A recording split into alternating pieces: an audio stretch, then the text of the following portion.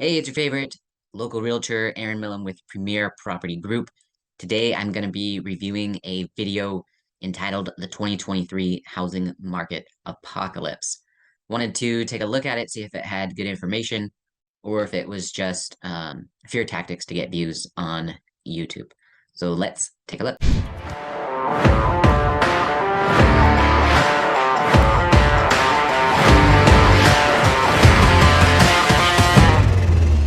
You're probably assuming this is just another YouTube doom and gloom piece intended on stirring up emotions and most importantly, gathering views. Fair enough.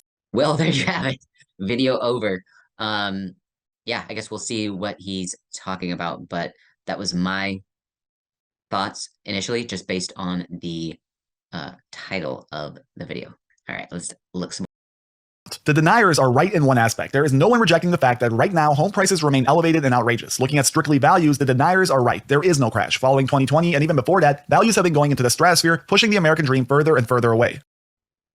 So yeah, what he's saying here is there's a small little dip and it doesn't appear to be a crash. If you follow me at all, you know that is what I've basically been saying for the past couple months. In fact, in our area, the market is up 3 out of the last 4 months.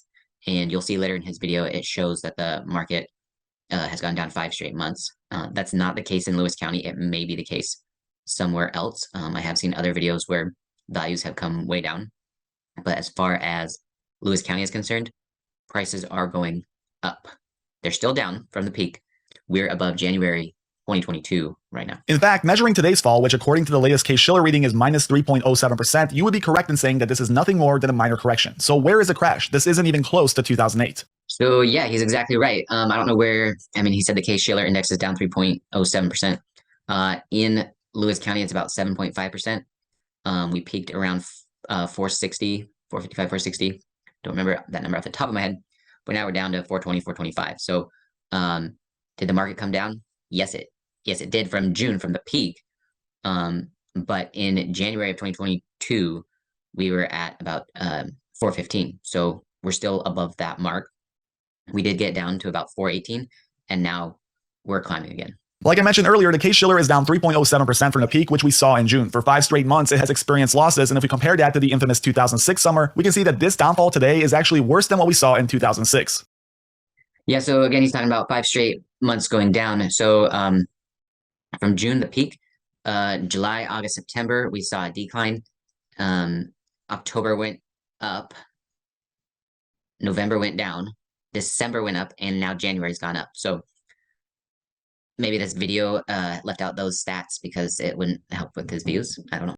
We know from other research that volume leads price, which is essentially saying that if the number of sales declines, we can expect prices to come down as well. In 2005, we saw exactly this happen. New home sales fell 33% from the peak in July of 2005 to December 2006. By this time, it was apparent that something wasn't right in the market, and new home sales had shown this troubling development nearly 1 year before prices on the Case-Shiller peaked. Today, we see that home sales peaked in August of 2020, and they are down 38%, similar to what was happening in the '06 bubble. Except this time, to make matters worse, mortgage rates are on the rise, meaning that not only are we facing a reversal in the new sales market, we are doing so in the face of rapidly rising rates and an overall economic downturn. From that period in August, the average 30-year mortgage in America has went up from 2.88% to 6.48%, which represents a 125% increase. As far as I can tell through my research, this has never happened this rapidly in American history, and there's reliable data for rates going back to 1970. In fact, according to Don Johnson on Twitter, this is the fastest market decline during a Fed tightening cycle ever, and it doesn't even come close. So yeah, interest rates went up a ton starting in February of 2022. The market was still pushing up through June, even though there had been, I think, 2 interest rate increases in that time. From that peak in the summer, it did start coming down because the interest rates kept going up, close to 8%. We're now seeing them under 6% again. So while it did make homes really unaffordable for the time being, buyers are kind of adjusting to these interest rates, and they can see the writing on the wall, at least in Lewis County. Again, our inventory is still so incredibly low. If you want to own a home, you need to buy now because prices are still going to be going up. For example, like I mentioned earlier, the Case-Shiller is down just 3.07%, but according to Redfin data, the median house price in America has went from $399,000 in June to $350,000 as of June 1st, 2023. That's a 12.2% drop, which is more than 4 times worse than what the Case-Shiller seems to be indicating. So this appears to be where his doom and gloom is coming from. Typically, in order for there to be a recession or downturn, it has to be at least 10%. So what he's saying is these indicators over here are showing a much larger decrease. than this other indicator over here. So whether that logic is good or not, I don't know. But what I can tell you is all the experts projected about a 7.5% decrease, and that's what we saw before we started increasing again. Now, if we only rely on these numbers based on the Redfin data, we can safely say that we are already in a massive crash. Annualized, this rate of decline that we have seen is suggesting that by the end of 2023, the median home price in America will drop to $315,000. That will bring us close to the numbers we saw at the end of 2020 and will result in a 21% decline from the peak. So here he is saying, hey, because we dropped this far so quickly, we're going to keep dropping. That is very rich because, again, he's left off all the most recent data, which is showing that the market's going up again. Again, this video came out just a few days ago. So that information is available and he's not using it, and you have to wonder why. Now the number one question is what will ultimately cause the downfall? We know that in 2008 the subprime crisis was to blame, but today this isn't a problem. Today we have a different issue that is seldom talked about or even acknowledged. It's the housing investment bubble. Everyone wants to be a landlord, and it's understandable why this is. So here he's saying the crash is not going to be caused by the subprime mortgage lending stuff that caused it in 2008, which 100% agreed. None of those factors are there. What he's saying is there's a lot of new people who've gotten in the market, bought up rental properties, and I'm not sure what he thinks is going to happen. They're going to stop buying rental properties or they're going to get foreclosed on. But typically when people lose their jobs, they look for rentals. So it doesn't make any sense that the rental market would go away. I don't know what he's thinking here. He's just saying because there's amateur investors that they're going to have to foreclose on some homes, which doesn't really make that much sense because typically if you can't own a home, you have to rent. You just don't go homeless. I'm not sure where he thinks all these renters are going to go. We'll see what he says now. For example, the subreddit Real Estate Investing has seen its subscribers grow from close to 0 in 2018 to nearly 1.2 million. And you have to ask yourself, why are there over 1 million Americans who are interested in buying more than one house for investment purposes? Because real estate is literally one of the best financial assets you can own and one of the quickest ways to get you financially secure of all things. This guy seems like he doesn't own a home for himself. And it appears that he's a little bit bitter about that because prices are high because he didn't buy when interest rates were incredibly low, making these more expensive homes really affordable. He probably should have been listening to his real estate agent outline all these stats for him. And, that's another thing is you can look at all these stats, but if you don't have any context with it, how do you know what to do with it?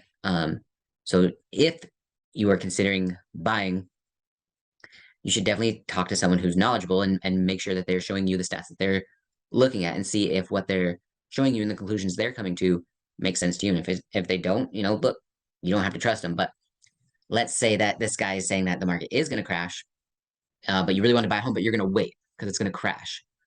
Well, what does it hurt him if it doesn't crash and the prices go up? It only hurts you, right? Let's say you do buy now and it does crash. As long as you don't foreclose on it, then you're going to be fine, as long as you can still make your payments. If you can't make your payments, then you probably shouldn't be trying to own a home. But on the other side of that, when you are renting, you're just throwing that money away. There's no equity gains. If you were to buy in 2020, when prices were really high, and let's say the market crashes in 2023, well, you gained about $200,000 of equity in that time. You can still sell and ride off into the sunset. That's how good the market has been. And people were telling you back then not to buy. It's too good. The market's going to crash, right? But none of the stats are showing that. Even videos like the ones I make can get over 1 million views, showcasing this rising popularity. I find it baffling that there are millions of people interested in watching videos related to advanced home price statistics, and I believe this is all feeding into this inflationary home bubble that realistically started following the Great Crash in the mid-2000s. Okay, so because so many people are making crazy real estate videos, it's forcing people to make decisions, get into investing, and because there's so many amateur investors that now the bubble is going to collapse because now it's unaffordable. Okay, so the way real estate works is there's supply and there's demand. And when demand outweighs supply, prices go up. When supply outweighs demand, then prices come down. It's supply and demand. That's it. But this is my theory on the source of this next crash. The home was never meant to become an investment vehicle or ATM to fund your next boat or Ford Raptor. It was simply meant to be a place to live. Yeah, so this dude's super bitter that he doesn't have a home, or maybe he doesn't have a second home. So he wants you to think the market's going to fall and crash, so you stay out of it, so he can start snatching up homes for himself. That's kind of what it sounds like. The only other option I can think of is he's just making a doom and gloom video to get more views, kind of like he said at the beginning of the video. Today, the residential real estate market has been converted into a financial playground where amateur and professional investors compete for ROI, taking over neighborhoods and even entire cities. If this video was helpful to you in any way, consider liking it, consider subscribing, and that way other people can see it. It'll go up onto their radar. And if you want me to review a certain video, I'd be happy to do that. Just leave a comment down below. Or if there's any other kind of content you guys want to see, I want to make sure I'm delivering what you want. Otherwise, I'm just flying by the radar and doing what I want. So, of course, I'm going to like it and subscribe. Again, I'm Eren Millam with Premier Property Group. Oh. Premier Property Group. And remember, never settle for less than extraordinary.